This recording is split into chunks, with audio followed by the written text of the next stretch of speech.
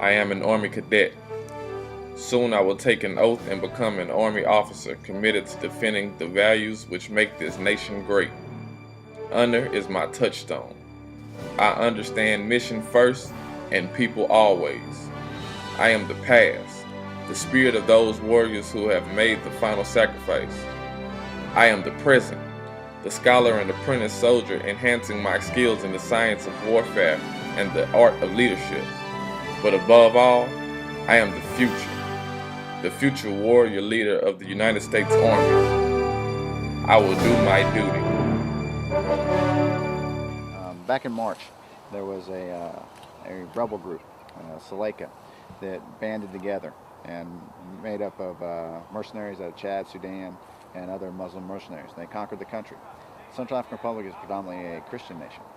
When they came through, they conquered and took charge of the country, and they started a wave of violence, looting, rapes, things like that. The local populace responded with violence too. So now local populace is attacking Muslim civilians and driving them out of Central African Republic. So our scenario is we're part of the United Nations peacekeeping mission. So trying to keep the peace. Trying to keep the peace, separate the warring parties. But those militia groups have broken down into bandit groups.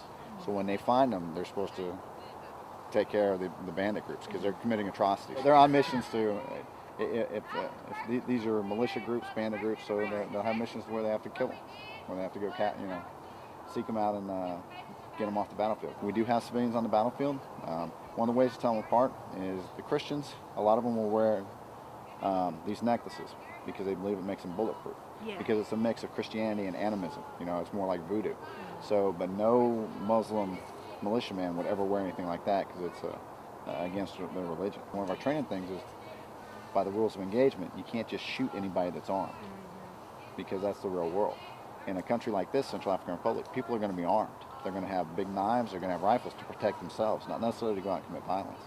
So you have to positively identify the enemy. At least the militia groups keep some sort of military uniform on because they want to have some vestige of legitimacy.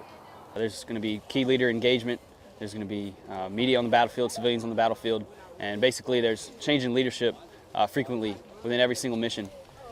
And everyone's going to get a chance to run through a mission as a platoon leader and learn how to deal with media on the battlefield, with civilians on the battlefield, as well as tactical situations.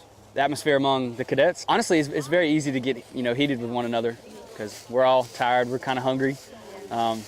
We had 20 minutes this morning to eat and to do personal hygiene, so some of it didn't happen. And we did land navigation all day yesterday. So we've been on our feet for the past 30-something hours with minimal food, so minimal sleep. I think the attitude that you have is a big deal because everybody's cold, wet, tired, and hungry. So everybody can either complain or everyone can choose to have a good attitude, and that's what you got to do. That's what leaders do. They motivate their soldiers even when they're cold, wet, tired, and hungry as well.